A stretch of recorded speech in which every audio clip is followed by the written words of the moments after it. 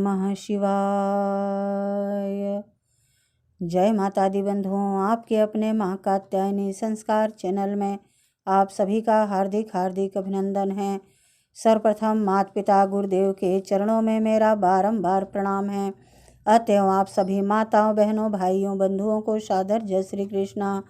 बंधुओं, एक बार पुनः आप सभी के मध्य श्री शिव महापुराण के द्वितीय सती खंड से 41वां अध्याय लेकर के उपस्थित हुई हूँ।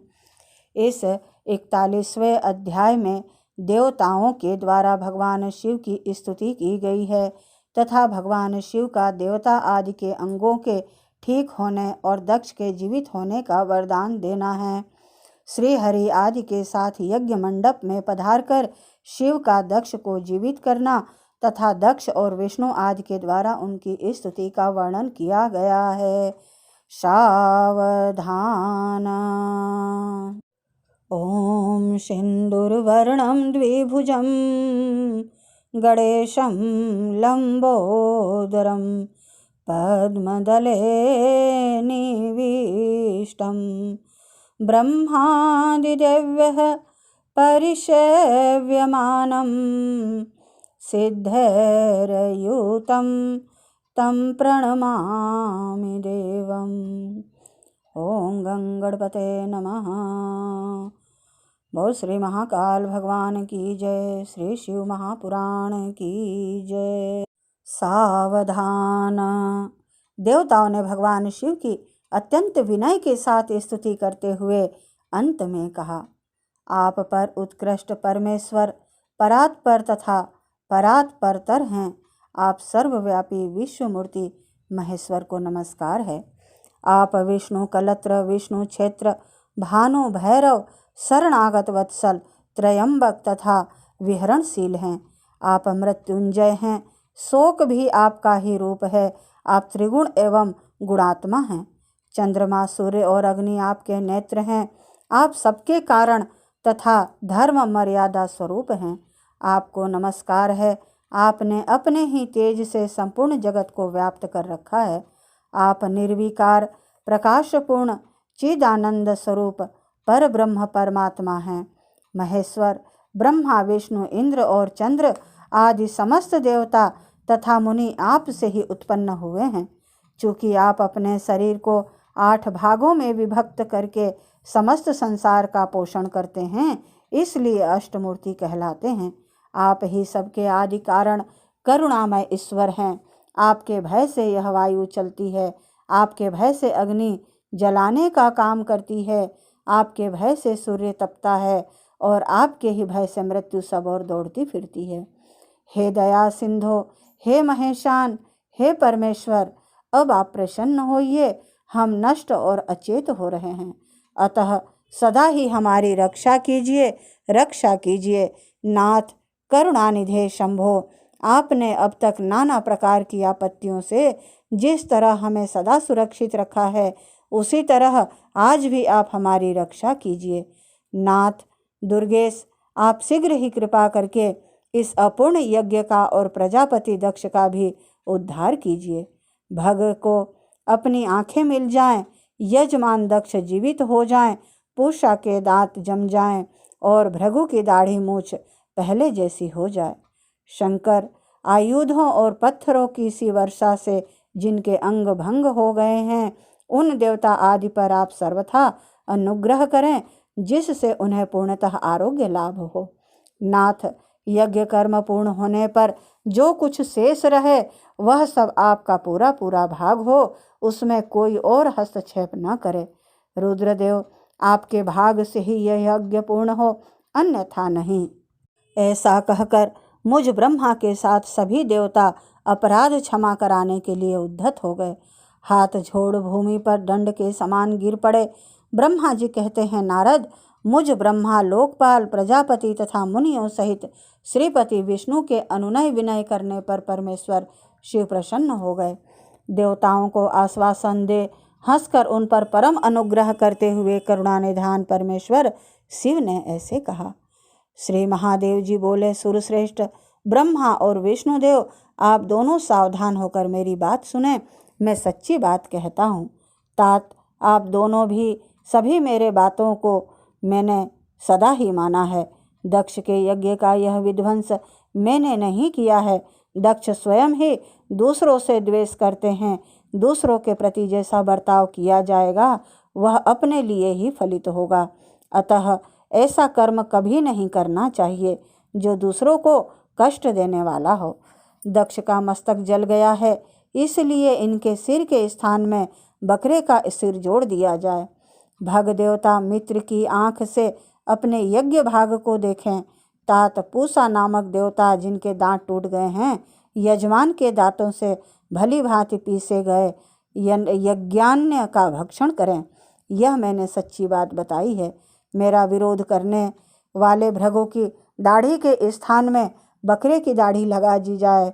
शेष सभी देवताओं के जिन्होंने मुझे यज्ञ भाग के रूप में यज्ञ की अविष्ट वस्तुएं दी हैं, सारे अंग पहले की भांति ठीक हो जाएं। अवर्धबाहु आदि याज्ञिक में से जिनकी भुजाएं टूट गई हैं, वे अश्वनी कुमारों की भुजाओं से, और जिनके हाथ नष्ट हो गए हैं, वे पूसा के हाथों से अपने काम चलाएं। यह मैंने आप लोगों के प्रेमवश कहा है। ब्रह्मा जी कहते हैं, नारद, ऐसा कहकर वेद का अनुसरण करने वाले सूर सम्राट चराचरपति दयालु परमेश्वर महादेव जी चुप हो गए। भगवान शंकर का वह भाषण सुनकर श्री विष्णु और ब्रह्मा सहित संपूर्ण देवता संतुष्ट हो उन्हें तत्काल साधुवाद देने लगे। तदंतर भगवान शंभु को आमंत्रित करके मुझ ब्रह्मा और देवर्षियों के साथ श्री विष्णु अत्यंत हर्षपूर्वक पुनः दक्ष की यज्ञशाला की ओर चले। इस प्रकार उनकी प्रार्थना से भगवान शंभु विष्णु आदि देवताओं के साथ कनखल में स्थित प्रजापति दक्ष की यज्ञशाला में पधारे। उस समय रुद्रदेव ने वहाँ यज्ञ का और विशेषतः देवताओं तथा ऋषियों का, जो वीरभद्र के द्वारा समस्त ऋषि पितर अग्नि तथा अन्यान्य बहुत से यक्ष गंधर्व और राक्षस वहाँ पड़े थे, उनमें से कुछ लोगों के अंग तोड़ डाले गए थे, कुछ लोगों के बाल नोच लिए गए थे और कितने ही उस सम्रांगण में अपने प्राणों से हाथ धो बैठे थे। उस यज्ञ की वैसी दुर्वस्था देखकर भगवान शंकर ने अपने गणनायक महापराक्रमी वीरभद्र को बुलवाकर हंसते हुए कहा, महाबाहु वीरभद्र, यह तुमने कैसा काम किया है। तात तुमने थोड़ी ही देर में देवता तथा ऋषि आदि को बड़ा भारी दंड दे दिया। वत्स, जिसने ऐसा द्रोहपूर्ण कार्य किया, इस विलक्षण यज्ञ का आयोजन किया और जिसे ऐसा फल मिला, उस दक्ष को तुम शीघ्र यहाँ ले आओ।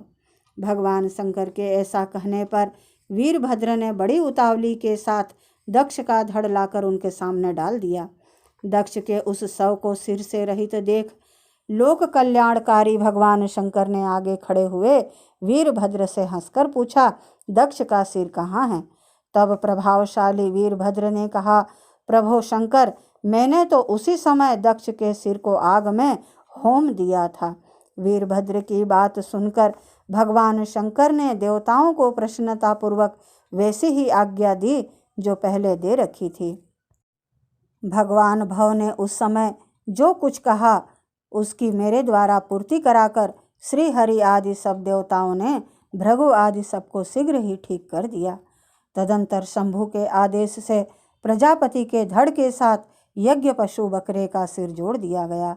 उस सिर के जोड़े जाते ही शंभु की शुभ दृष्टि पड़ने से प्रजापति के शरीर में प्राण आ गए और वे तत्काल सोकर जगे हुए पुरुष की भांति उठकर खड़े हो गए।